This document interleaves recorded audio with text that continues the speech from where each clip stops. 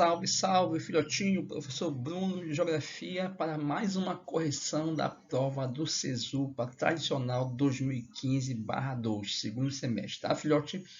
Vamos lá, vai ser muito forte, tá, filhote? Questão 44, vamos lá. A criação de áreas naturais protegidas em territórios ocupados por sociedades pré-industriais, tá, é vista por essas populações locais como uma usurpação de seus direitos sagrados, a terra onde viveram seus antepassados, o espaço coletivo no qual se realiza seu modo de vida, distinto do urbano industrial, tá, filhote? Então você vai ter um choque de modo de vida, tá? Um modo de vida mais rural, mais extrativista, tá certo, filhote? Mais ribeirinho, tá? Mais ligado ao povo das florestas, tá? No texto, a crítica que o autor faz a essa realidade que ele apresenta tem origem na contradição entre as formas de conservar ou preservar a natureza.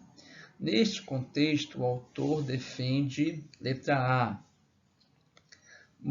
moradores da zona rural que compreendem a necessidade de fortalecimento da política de preservação da natureza e concedem suas propriedades para a criação de áreas protegidas, tá? Claro que está equivocado, tá? Eles não vão ceder as suas propriedades, tá certo? Até porque depende deles. B.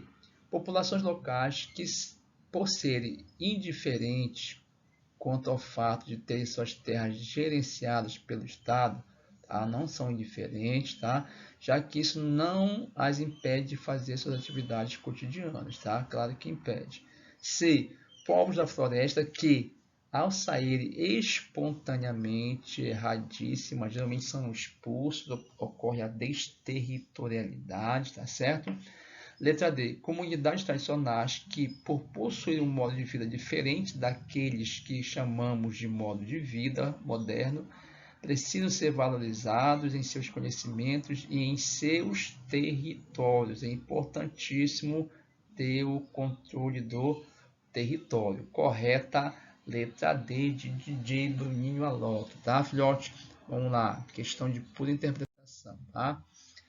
Os climas secos compõem as regiões desérticas e semiáridas do mundo, onde consideramos a eficiência hídrica e a temperatura para compreender o clima, tá?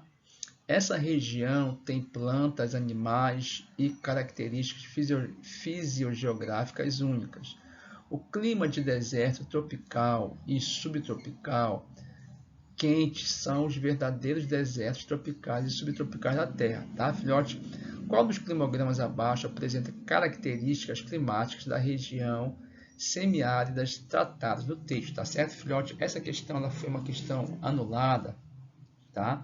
Mas qual seria então a saída daí, tá, filhote? Porque o texto está muito confuso aqui, tá? Aí ele fala dessas regiões semiáridas, mas fala também de desertos. Então, qual é a saída, filhote? É importante você analisar o climograma, tá? Porque você vai observar que no climograma nós temos aqui embaixo os meses do ano, tá? Janeiro até dezembro. E cada barrinha dessa aqui vai medir o nível de precipitação, ou seja, de chuva, tá? Então, essa barrinha aqui, ó, vai medir a precipitação e essa outra barra vai medir aqui a temperatura. E a linha mede a temperatura, tá certo, filhote? Então, observa, tá? Que de cara, como a gente está falando de uma área desértica, tá? Na área desértica você não tem esse nível de precipitação como mostra aqui, então você já eliminaria esse gráfico. Também não tem esse nível de precipitação como mostra aqui chovendo o ano todo, tá? Então, equivocado, tá certo? Então, nas áreas desérticas e nas áreas semiáridas, é importante também você lembrar que nas áreas semiáridas não quer dizer que não vai chover, só que aí você tem uma irregularidade na chuva, tá certo, filhote? Então, o climograma C, ele te mostra aqui baixa precipitação, só que ele não mostra uma temperatura elevada, tá? A temperatura máxima aqui chega a 16, 18 graus, tá certo? Então, qual seria o gráfico mais coerente, tá? O gráfico que tem menor precipitação, inclusive você vai observar meses que nem chove, tá certo? e temperatura elevada, chegando a 40 graus. Nesse caso, então, seria a letra A. Tá certo, filhote? Questão 46, tá? Questão 46, então vai trazer para ti aqui o famoso G7, né? Formado pelos Estados Unidos, Canadá, França, Alemanha, Itália, Japão e Reino Unido, tá? Em que está fundamentada a constituição das associações internacionais entre os países, como menciona o texto jornalístico, tá? Então aqui você tem na questão 46, vamos lá, tá? Letra A. No direito dos países do bloco de solicitar à ONU a contribuição para que a economia do G7 se desenvolva em níveis elevados e concorra nas mesmas condições com os demais, tá? Equivocadíssimo, até porque o G7 não precisa, já que são os 7 países mais ricos do mundo, tá? B. Na elaboração de acordos que viabilizam a redução das desigualdades socioculturais, promovendo a integração entre populações de diferentes países, tá? O G7 não busca essa igualdade cultural. C. Na consolidação de um bloco econômico transnacional com o objetivo de encontrar estratégias de redução da produção industrial. Ao contrário, eles querem aumentar a produção industrial. D. Na criação de um grupo de países ricos, cujo interesse comum está nas discussões sobre a economia verdadeira, como o fornecimento de recursos financeiros aos países pobres e como os gastos militares do mundo. Correto, letra D. Tá? Lembrando que esses recursos financeiros para os países pobres vêm em forma de empréstimo, não é dado não, tá, filhote? É uma forma até de manter a dependência desses países pobres em relação a esses países ricos. Correta, letra D. Questão 47. Meu Deus, vamos lá, tá? Toda mata tem caipora para a mata vigiar. Veio caipora de fora para a mata definhar. E trouxe dragão de ferro para comer a madeira, tá? Que é justamente o trator. E trouxe em estilo gigante para acabar com a capoeira. Fizeram logo o projeto sem ninguém testemunhar, para o dragão cortar a madeira e toda a mata derrubar. Se a floresta, meu amigo, tivesse pé para andar, eu garanto, meu amigo, com o perigo não tinha ficado lá. O trecho da letra da música apresenta uma problemática da região amazônica que permite a reflexão sobre as necessidades de políticas públicas jornais voltadas para a letra A. Integração do conhecimento científico e as crenças locais. O texto não fala isso, tá, filhote? B. Implantação de legislação ambiental e direitos sociais. Corretíssima, tá? C. Definição de instrumentos e técnicas de exploração. Não. D. Delimitação de áreas que coloquem em risco aqueles que vivem o comércio da madeira errado. Corretíssima, letra B de Bruninho Alok, tá, filhote? Vamos lá. Questão 48, tá? Uma questão de refugiados. Lembrando o conceito de refugiado, tá? O refugiado, ele é forçado a deixar o seu país, não é diferente do migrante, tá? Ele é forçado a deixar seu país por perseguições religiosas, guerras, tá? Inclusive desastres ambientais, tá? Então, já te mostrar aqui os refugiados no Brasil, tá? 7% vem da América, tá? 9% da Europa. Veja, a maior parte vem da onde? Da África, né? Então aqui já te mostrar os refugiados no mundo. A maior parte deles são palestinos, né? Porque vivem em conflito, o Afeganistão também, lá o Talibã, o Iraque, Sudão, na África, tá? E assim por diante, tá?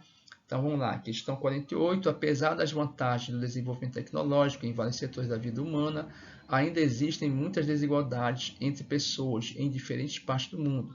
As informações apresentadas na figura dizem respeito a uma consequência dessas desigualdades. Referente ao problema apresentado, podemos concluir que os refugiados, letra A, procuram amparo em países fronteiriços. Nem sempre, né? Se você olhar aí os africanos vindo do Brasil, tá? Nem sempre. B. Organizam-se internacionalmente em associações civis para garantir o visto permanente no país que os recebe, tá? Nem sempre, como eles tentam entrar legalmente, não tem essas associações. C. Objetivam se instalar em nações democráticas, correto, onde não há perseguição à política religiosa ou ética, podendo dessa maneira ter condições melhores de vida. Correta, a letra C de casa, questão bem tranquila, né, filhote? Letra D, prefere os países tropicais. Não, tá, filhote? Prefere aqueles países que têm uma dinâmica econômica mais forte e também que tenham uma aceitação desses imigrantes, tá? Ou desses refugiados, tá? Vamos lá, questão 49, é uma questão que diferencia o vestibular do CESUPA, tá certo? Filhote dos outros vestibulares, porque ele dá um enfoque muito forte na questão regional, na questão do Pará, tá? Na geografia paraense, tá, filhote? Então vamos lá. Então observa aqui o mapa, filhote, tá? Que você vai observar. Nós temos aqui uma infraestrutura com aqui a hidrelétrica de Tucuruí, tá? Aqui eu tenho o porto, tá? Da Vila do Conde, em Barcarena, tá, filhote? Pegou a visão? Aqui eu tenho o porto lá em São Luís, porto destacado lá em São Luís. Aí você vê aqui, ó, a estrada de ferro que vai ligar a Carajás até São Luís, no porto de Itaqui, tá? Lá em São Luís. Então veja que aqui eu vou ter toda uma infraestrutura voltada para a circulação, produção mineral no Pará. A figura que trata a dinâmica da atividade industrial no contexto geográfico apresentado destaca. Letra A. O desenvolvimento econômico das cidades da zona costeira amazônica, especialmente no eixo Belém-São Luís. Veja que aí, se você for analisar, que ele não está mostrando, tá, esse desenvolvimento econômico dessa zona costeira amazônica, até porque se você pegar, São Luís não faz parte da Amazônia, tá? São Luís, Maranhão faz parte do Nordeste, tá? Então aí é uma questão que já mataria a alternativa. B. O fluxo de mão de obra em direção ao sul do estado do Pará, tá? Veja que não está mostrando esse fluxo de mão de obra, tá? Ele está mostrando a infraestrutura para a produção mineral. C. A infraestrutura, até pela legenda você mataria a questão, tá? A infraestrutura disponível para viabilizar a exploração, a transformação e a circulação, da produção mineral, correta, a letra C de casa, sem pestanejar, tá, filhote? Letra D, articulação entre cidades que são polos de cadeia produtiva da agroindústria, tá? Não é agro, é mineral. Questão 50, Salvador, tá? Essa chuva não para, Arnaldo. Estou preocupado. Calma. Logo vai parar. Arnaldo, faça alguma coisa. Calma, mulher. A cruz vermelha está chegando. Agora me deu medo, tá? Então veja que houve uma inundação, tá, filhote? Essa inundação ocorre nas grandes cidades justamente por causa da chamada impermeabilização do solo das grandes cidades, tá? Então a ação de asfaltos, muito concreto, muitos prédios, poucas áreas verdes, tá certo? E aí não ocorre aquele escoamento superficial natural. A água não tem para onde infiltrar e qualquer chuva ocorre essas enchentes, inundações, tá? Inclusive, nosso canal tem lá, filhotes, tá? Um vídeo sobre escoamento superficial muito importante, tá? Dá uma olhadinha lá, tá, filhote? Aí observa, tá? Letra A. No Brasil, vamos lá, o comando. No Brasil, o fenômeno demonstrado na charge é muito comum e resulta da combinação entre fatores naturais e humanos. Letra A. O relevo íngreme. A imagem não te mostra o relevo íngreme.